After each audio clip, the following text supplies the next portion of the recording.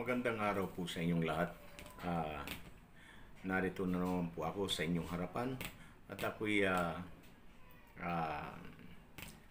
magpapasalamat sa inyo na ang mga sumubaybay sa aking mga video katulad ng kapanganakan ng ating Panginoong Jesucristo. At ngayon ating pag-uusapan ang patungkol naman sa taon kung kailan pinanganak ang ating Panginoong Jesucristo. Kasi ang sabi, hindi raw nila alam, hindi raw alam ng mga nagpapatupad ng Pasko na sinasabing Pasko. Sa totoo lang, Pasko ang pinagsiselebrasyon nila. At saka ang araw talaga na kung kailan ipinanganak ang ating Panginoong Jesucristo ay hindi December 25, kundi April 27 po. Tapos sa taon, mayroon po. Ito ngayon ang ating pag-uusapan. Kaya bago sa lahat, kung inyong magustuhan ang aking video, paki-subscribe naman, paki-like at mag-comment na rin kayo upang ating malaman kung ano ang mga comment ninyo. Ngayon, atin lang uli babasahin. Kasi baka hindi nagiging malinaw sa iba. Isugo ang Anghel Gabriel. Suguin ng Diyos. Basahin na nga lang natin. At hindi tayo magtagal kasi baka sabihin dinadaldal lang natin. Sige, umpisahan na po natin. Peace muna tayo. Huwag natin kalilimutan na tayo nag-aaral lang din. Kung ating sasama-samahan na tayo mag-aral sa Biblia, total ang lahat ng iglesia dito sa mundo lahat dito kumukuha Nga lamang kasi merong nagtayo ng kanyang relihiyon, meron din namang hindi. Kasi ang talagang pinaninindigan ko talaga na ang tunay na iglesia ay iglesia ng Diyos. Kasi yun ang naandito sa Biblia. Okay. Umpisa na tayo. Akin lang uli babasahin ang talata na kung anong buwan naglihi ang ating Maria.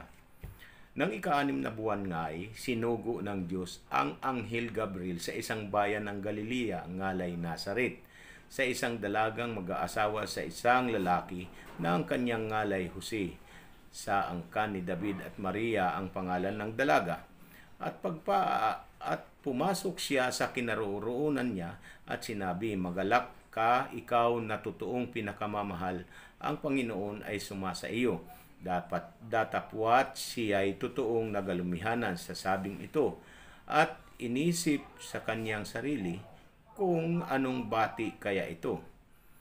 Sa 30, at sinabi sa kanya ng anghel, "Huwag kang matakot, Maria, sapagkat nakasumpong ka ng biyaya sa Diyos, at narito, magdilihi ka sa iyong tiyan at manganganak ka ng isang lalaki at tatawagin mo na ang kanyang pangalan, Jesus. Siya ay magiging dakila at tatawagin anak ng kataas-taasan." Napakalinaw po sa kanyang ibibigay ng Panginoong Diyos ang luklukan ni David na kanyang ama. 33. At siya ay maghahari sa angkan ni Jacob magpakailanman, at hindi kakawakas ang kanyang kaharian. At sinabi ni Maria sa anghel, "Paanong mangyayari ito sa ako'y hindi nakakakilala ng lalaki?" At sumagot ang anghel at sinabi sa kanya, "Bababa sa iyo ang Espiritu Santo at lililimang ka ng kapangyarihan ng kataas-taasan. Kaya naman ang banal na bagay ay ipinanganak ay tatawaging anak ng Diyos." Hindi po anak ng tao Mamali po tayo. Hindi po anak ng tao. Anak ng Diyos. Napakalinaw po, ano po? 36. At narito si Elizabeth na iyong kamag-anak ay naglihi rin naman. Ang akala nila, yung ika-6 doon na buwan, ay ito pa rin ang sinasabi. Hindi magkaiba ang 6 na buwan na yun at saka yung yung ika-6 na buwan din ng kay Elizabeth. Kasi ayan, basahin na lang natin para at narito si Elizabeth na iyong kamag-anak ay naglihi rin naman ng isang lalaki na sa kanyang katandaan at ito ang ika-6 na buwan niya. Ika-6 na buwan na, ha. Malapit na mga anak, 3 buwan na lang. Napakalinaw po nito. Hindi po ito kinatha ko. Binabasa ko lang to, ha. Na dati tinatawag na baog. Ayan. Sapagkat walang salitang mula sa Diyos na di may kapangyarihan. Totoo naman po yan. At sinabi ng Maria, narito, ang alipin ng Panginoon, mangyari sa akin ang ayon sa iyong salita. Sabi ni Maria. At iniwan siya ng anghel. Ngayon, malinaw na sa atin ang na ito kasi ilang beses ko na ito binabanggit doon sa aking mga vlog sa una. Pero kung yung hindi pa punta sa aking channel sa YouTube, Thailando TV. Sa YouTube, Thailando TV. At ngayon, puntahan na natin sa Mateo. Kung kailan ipinanganak, anong taon ipinanganak ang ating Panginoong Hesukristo. Kasi ang sabi, wala eh. Pero mayroon, tuklasin na natin ngayon. Magsabay-sabay po tayo ngayon na magtuklas. Kasi baka ito'y sabihin, nag-iimbento ako. Hindi. Talagang mayroon taon. Oo. Wala kang makikita na litra por litra na taon. Pero sa mga pangyayari, mayroon po. Sige, basahin na lang natin para hindi na tayo magtagal. Ngayon, punta tayo sa sa Mateo 2:1 ng Mateo. Umpisa na nga lang natin kasi napakahirap. Nang ipanganak nga si Jesus sa Bethlehem ng Judea sa mga kaarawan ng haring si Herodes, narito ang mga pantas na lalaki ay nagsidating sa Jerusalem mula sa silanganan na nagsisipagsabi, saan naroon ang ipinanganak na hari ng mga Hudyo? Sapagkat aming nakita ang kanyang bituin sa silanganan at naparito kami upang siya'y sambahin. Sa 3, Mateo 2 po ito, sa 3 tayo nagbabasa na. Nang marinig ito ng haring si Herodes, ay nagalumihanan siya at pati ng buong Jerusalem. At pagkatapos, sa lahat ng mga pangulong saserdote at mga eskriba ng bayan, ay siniyasat niya sa kanya kung saan kaya ipinanganak ang Kristo. At sinabi nila sa kanya, sa Bethlehem ng Judea, sapagkat ganito ang pagkasulat ng propeta.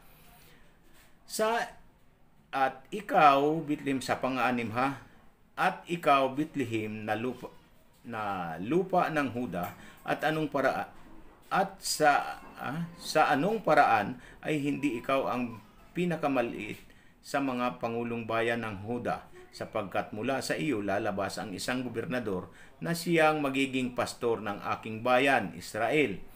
Nang magkagayoy, tinawag ni Herodes ng lihim ang mga pantas na lalaki at kaniyang siniyasat ng buong ingat sa kanila ang panahong isinilang ng bituin. At pinayaon niya siya sa Bethlehem at sinabi, kaya si Paraon at maipagtanong ng buong ingat ang tungkol sa sanggol, at pagkasumpong ninyo sa kanya ay ipagbigay alam ninyo sa akin upang ako na may makaparoon at siya'y aking sambahin. At sila'y pagkarinig sila pagkarinig sa hari ay nagsiyaon ng kanilang lakad, at narito ang bituin kanilang nakita sa silanganan, at nanguna sa kanila hanggang sa sumapit at tumigil sa tapat ng kinaroroonan ng sanggol. At nang makita nila ang bituin ay nangagalak sila ng di kawasang galak, at sipasok sila sa bahay at nakita nila ang sanggol na kasama ng kanyang inang si Maria, at nangagpatira pa sila at nangagsisamba sa kanya. At pagbukas nila ng kanilang mga kayamanan ay inhandog nila sa kanila ang mga alay na ginto, kamangyan at mira. At palibhas ay pinagsabihan sila ng Diyos sa panaginip na huwag silang magbabalik kay Herodes, at nangagsiuwi sila sa kanilang sariling lupain sa iba't ibang daan. Ng mga kaalis nga sila, narito ang isang anghel ng Panginoon ay napakita kay Jose sa panaginip na nagsasabi, magbangon ka at dalhin mo at ang sanggol at ang kaniyang ina at tumakas ka hanggang sa Ehipto, at dumuon ka hanggang sasabihin ko sa iyo, sapagkat hahanapin ni Herodes ang sanggol upang siya'y puksain. At siya'y nagbangon at dinala ang sanggol at ang ina nito sa kinagabihan at napasa Ehipto, at dumuon hanggang pagkamatay ni Herodes, upang maganap ang sinabi ng Panginoon sa pamamagitan ng propeta na nagsasabi, mula sa Ehipto ay tinawag ko ang aking anak. Nang magkagayoy, nang mapansin ni Herodes na siya ay pinaglaruan ng mga pantas na lalaki, ay nagalit na mainam at nagutos at pinapatay ang lahat ng mga sanggol na lalaki na nangasa Bethlehem at sa buong libot noon, mula sa gulang na 2 taon hanggang sa pababa, alinsunod sa panahon ng kaniyang maingat na pagkasiyasat sa mga pantas na lalaki. Nang magkagayoy, naganap ang sinalita sa pamamagitan ng propeta Jeremias na nagsasabi, isang tinig na narinig sa Rama, pananangis at kalagim-lagim na iyak. Tinangisan ni Raquel ang kanyang mga anak at ayaw siyang maaliw sapagkat sila'y wala na. Ngayon, may tanong ko lang sa inyo. Itong si Herodes, bakit ito napunta rito sa aklat ng sa banal na aklat? Ano ang nito? Pero sige, ating tuklasin. Ngayon, ipapapansin ko sa inyo ang babasahin ko ngayong talata sa 2:19 hanggang 20. Sige, babasahin ko na. Ngunit pagkamatay ni Herodes, narito ang isang anghel ng Panginoon ay napakita sa panaginip kay Jose sa Ehipto na nagsasabi, magbangon ka at dalhin mo ang sanggol at ang kaniyang ina at pumatungo ka sa lupain ng Israel, sapagkat nangamatay na ang nangamimithi sa buhay ng sanggol. Ngayon, ang mga tanong dito, kailan daw ipinanganak? Anong taon ipinanganak ang ating Panginoong Jesucristo? Wala po tayong makikita, pero dito sa kasaysayan, mayroon tayong magiging giya. Kaya ating tuklasin kung anong taon ito para magkaroon tayo ng lead na kung anong taon. Kasi ito si Herodes, hindi ito palamuti lang dito. Yan ang totoo. O sige, sasabihin ko na sa inyo. Ito pakinggan nyo maigi kung anong taon. Ngunit pagkamatay ni Herodes, narito ang isang anghel. Itong sinasabing pagkamatay ba ni Herodes, hindi ba ito sanggol pa ang Panginoong Hesukristo? Kaya hindi sinasabing walang taon, may taon. Hindi naisulat o hindi isinulat ang taon ng Panginoong Hesukristo.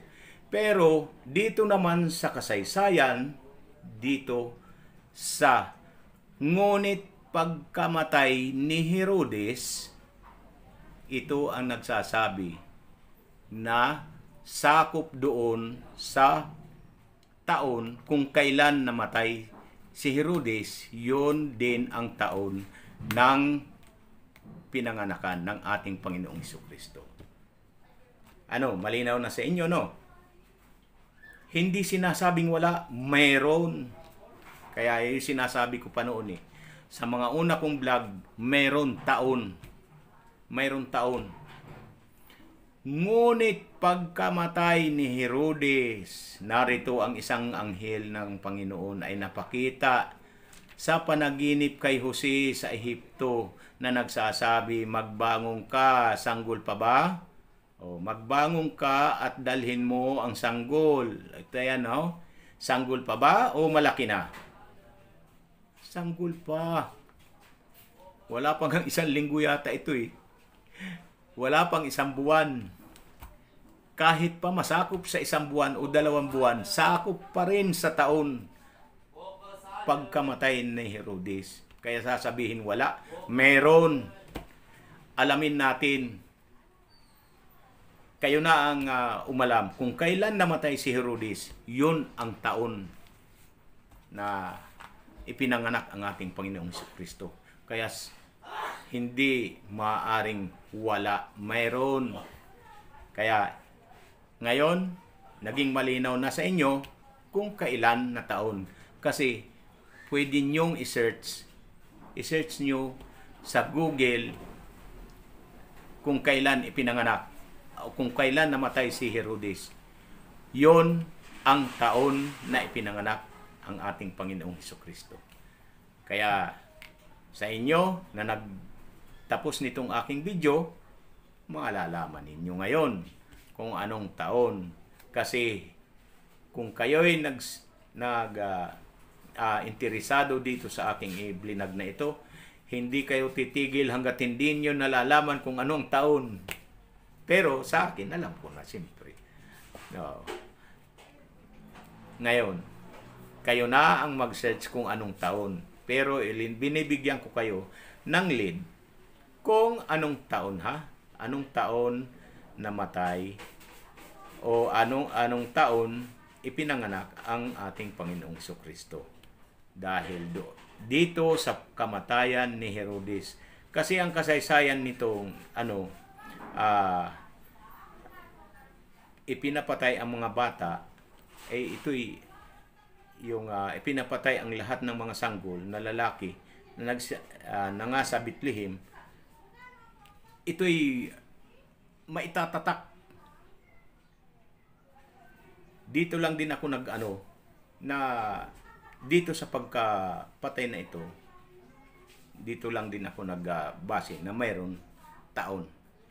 Kaya sa awa naman tulong ng Diyos at talagang ipinaunawa din naman sa akin na doon sa pagkamatay na yon ni Herodes. Kasi kung babasahin mo lang, hindi mo talaga makikita. Kaya sa inyo, mga